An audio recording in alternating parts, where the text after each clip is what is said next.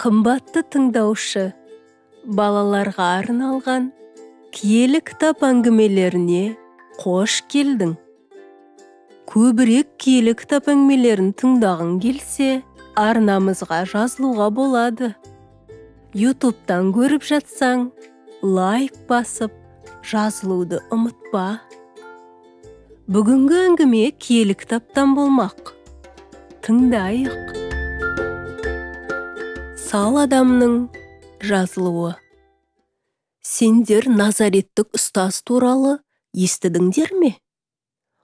Ол аурудың барлық түрінде жазалады дейді. Тек байлардың ғана дәрігерлерге қаралуға мүмкіндігі бар. Сол заманда мұндай хабар тез тарап кетті. Мәсіх қай жерге бармасын, ауру адамдар оған келіп, сауығып кетіп жатты. Ол сахибтердің көзін, кереңдердің құлағын ашып, сақаулардың тілін шешті. Иса Масих сауықтыра алмайтын бір ауру түрі болмады. Құдай оған ерекше құдірет дарытқан еді. Оның қандай кереметтер жасап жатқанын көрген халық Исаның айтқанына сене бастады. Қапернаум қаласында сал боп ауырып жатқан кісі бар еді. Исаның оны айықтыра алатынына оның достары күмәнсіз сенді. Алайда қозғала алмайтын ол Исаға қалай ғана келе алады. 4 досы оны земгілге салып, Исаның қасына көтеріп алып келуге бел буды. Иса уағыздап жатқан мәжілісханада халық ығы-жығы көп болып, ешкім кіре алмады. Енді не істеу керек? 4 досы ауруды сыртқы басқыш арқылы үйдің тегіс төбесіне шығарды. Төбенің біразырақ жерін ашып, зембілдегі ауруды арқанмен төменге Исаның тұрған жердің алдына түсірді. Басын көтеріп, 4 досты көрген Иса олардың ауру досына деген қамқорлығына және өзіне деген сеніміне қуанып, ауруға: «Пендем, сенің күнәларың кешірілді», деді. «Күнәні Құдайдан басқа кім кешіре алады?» деп діншілдер күңкілдесті. Иса олардың ойларын біліп: «Сал ауруды жазған оңай ма, әлде оның күнәларын кешірген оңай ма? Солардың екеуін де істеуге Құдайдан билігім бар екенін сендер білсін деп, мен солай істедім», деп сосын ауруға бұйырды: «Түрегел де, төсек орныңды алып, үйіңе қайт». Ол шынында да жазылып, жүріп кетті.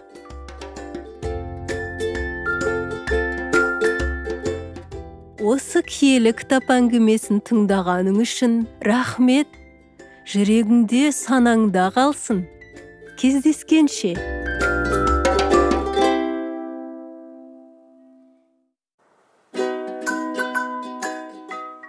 Қымбатты тыңдаушы, балаларға арналған киелі кітап әңгімелеріне қош келдің. Көбірек киелі кітап әңгімелерін тыңдағың келсе, арнамызға жазылуға болады. YouTube'дан көріп жатсаң, лайк басып, жазылуды ұмытпа. Бүгінгі әңгіме киелі кітаптан болмақ. Тыңдайық. Мәриям есімді қыз. Израильдің солтүстігіндегі Галилея өлкесінің кішкентай Назарет қалашығында Мәриям есімді қыз тұрды. Ол мал сау, құдықтан су әкелу, ас пісіру, жүн иіру сияқты жұмыстарға шешесіне қолғабыс беретін қарапайым қыздардың бірі еді. Жасы жеткенде ата-анасы оны Жүсіп атты ағаш ұстасына атастырды. Бірақ бір күні мүлдем күтпеген оқиға болды. Мәриям әдеттегіндей күнделікті жұмысын істеп жүріп, өзінің Жүсіппен жақында болатын тойын қуана есіне алды. Кенеттен алдына бір бөтен адам пайда болады. Қыз сасқаннан бірдеңе айтып үлгермей, ол: «Сәлем саған, Құдай жарылқаған жан. Мен Жебірейіл пештемін. Саған Құдайдың жіберген хабарына келдім», деді ол.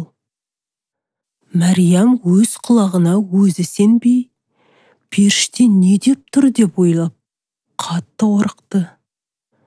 Періште оны жігерлендіре: «Қорықпа, Мәриям. Құдай сені жарылқап тұр.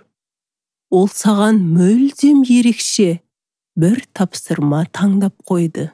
Сен Құдай алдын ала уәде еткен патшаның анасы болмақсың. Ол Құдай ұлы деп те аталады», деді. Мәриям әлі де не ойларын білмей: «Мен түк түсінбей тұрмын. Мен әлі тұрмыс құрған жоқпын ғой», деп жауап берді. Бәрі құдіретті Құдайдың қолында. Ол үшін қиын ештеңе жоқ. Балалы болады деп ешкім де ойламаған туысқаның Елизабетке де керемет жасады. Оның қазір аяғы ауыр. Құдай сөзі іске аспай қоймас.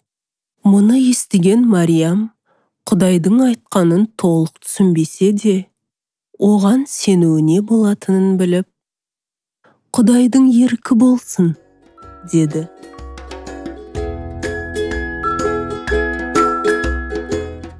Осы киелі кітап әңгімесін тыңдағаның үшін рахмет. Жүрегіңде, санаңда қалсын. Кездескенше.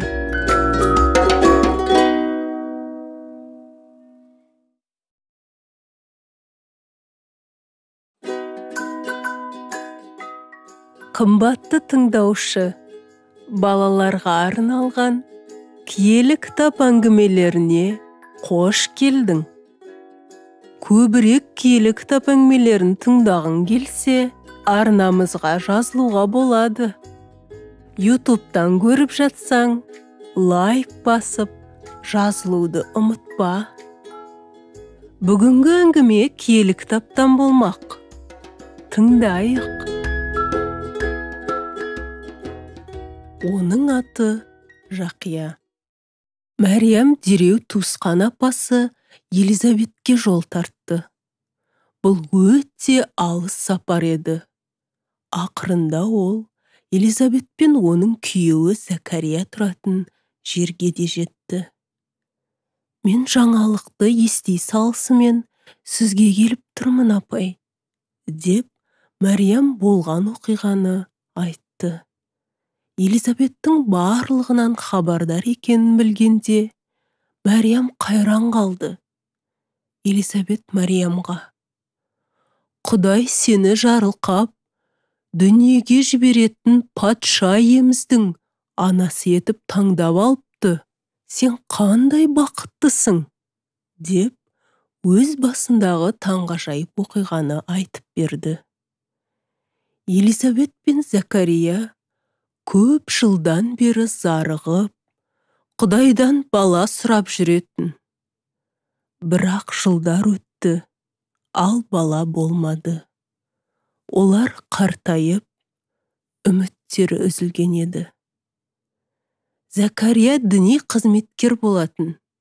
Бірде оған Иерусалимдегі ғибадатханада күнделікті өтетін Құдайға қызмет ету рәсіміне қатысу кезегі тиді. Оған киелі үйдің ішіне кіріп, Құдайға арнап хош иісті зат түтету қызметі тапсырылды. Ол жалғыз өзі киелі үйдің үлкен бөлмесінде болғанда, кенет Жебірейіл періште оның алдына тұра қалып: «Закария, қорықпа. Тілегің Құдайдың құлағына жетіп, әйелің Елизабет саған ұл туып береді. Оның атын Жақия деп қоясың. Ол мәртебелі болып, сені зор қуанышқа бөлейді. Құдай балаңды өзінің халқына, патшасының жақында келетін хабарласын деп таңдап алды». «Жақия халықты патшаның келуіне дайындауы керек», деді. Бірақ Закария бұған сенбеді. Елизабет екеуі балалы болуға тым кәрі емес пе?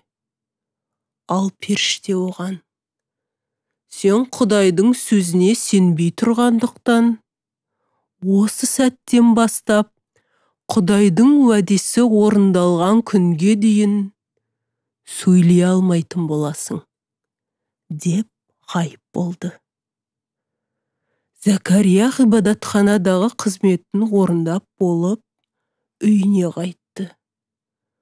Ол сөйлей алмайтын болып қалды. Елизабет не болғанын түсінбей, қатты уайымдады. Сонда Закария оған ұқтыру үшін барлығын жазып берді. Елизабет Марияммен әңгімелескенде былай деді: «Құдай уәдесінде тұрды. 4 айдан соң ұлымыз дүниеге келмек. Күйеуім әлі де сөйлей алмайды». Мариям Елизабет пен Закарияның қастарында 3 ай аялдады. Елизабеттің босанатын мезгілі таяғанда ғана Назаретке қайта оралды. Елизабет туып, ұлды болды. Барлық жақын жарандары олармен бірге қуанды. Олар балаға ат қою жөнінде ойластырып, әкесі сияқты Закария деуді ұсынды. Бірақ Елизабет: «Жоқ, оның аты Жақия болуға тиіс», деді. «Біздің әулетімізде Жақия атты ешкім жоқ қой», десті достары. Закариядан баласын қалай атағысы келетінін сұрағанда, ол бір тақтайды алды да, оларды таң қалдырып, оның аты Жақия деп жазды. Дәл осы мезетте оған қайтадан тіл бітіп, дереу Құдайды жасаған кереметі үшін мадақтап ризашылығын білдірді. Осы киелі кітап әңгімесін тыңдағаның үшін рахмет. Жүрегіңде, санаңда қалсын. Кездескенше.